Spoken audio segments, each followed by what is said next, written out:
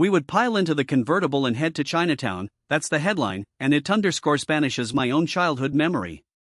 When we talk about the 50th anniversary of Metropolitan Diary, a column that's been keeping New York City stories alive through generations, I grow nervous, almost excited.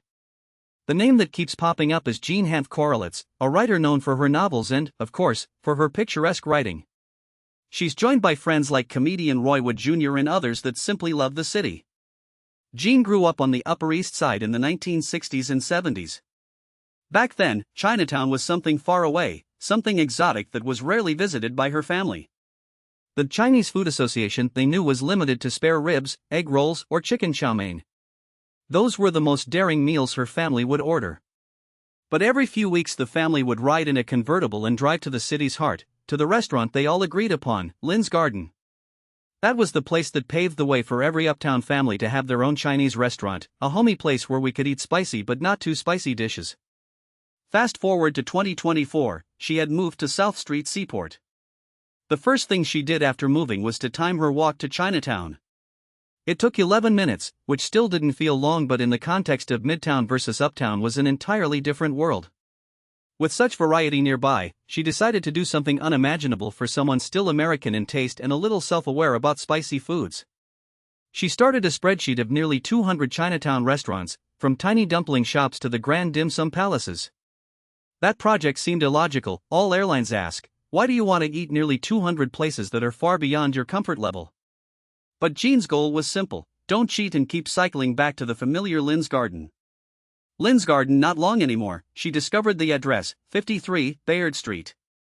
When she stepped onto those streets she used to navigate, so her parents, sister, and she once ate seductively at that four-corner location. But the restaurant has since vanished, replaced by a new place called Yunnan Rice Noodle House. It sits as number 65 on her list. That announced the fact that the city can shift, but memories remain. Now let's move to a second diary entry. Ms. Korelitz's daughter returned home from college in Michigan for a summer break. Her 3 roommates stayed for a week. When they talked over breakfast in the kitchen, they were excited about going to a nightclub. In that conversation, Jane offered something that might sound odd from a Michigan perspective. There's a really good diner around the corner for afterward. She said this. Diner? Marissa, who grew up in Michigan, looked confused. What do you mean diner? She asked. They all were equally perplexed. Jane explained, it's a casual restaurant, open 24 hours. You can get breakfast anytime, burgers, fries. You sit in a booth. Marissa thought, oh, you mean a Coney Island?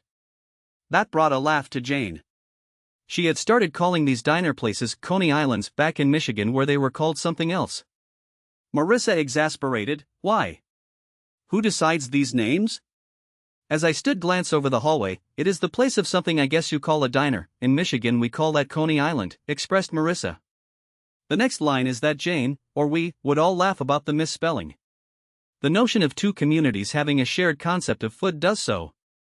It's not only a matter risques but how the meaning floating around a number es somehow is transporting us across the classic that. All this is kept by Jean over 50 years of New York story. Not only is she a writer of a Judith we want across, she's a creative mother, and a big part of the discussion.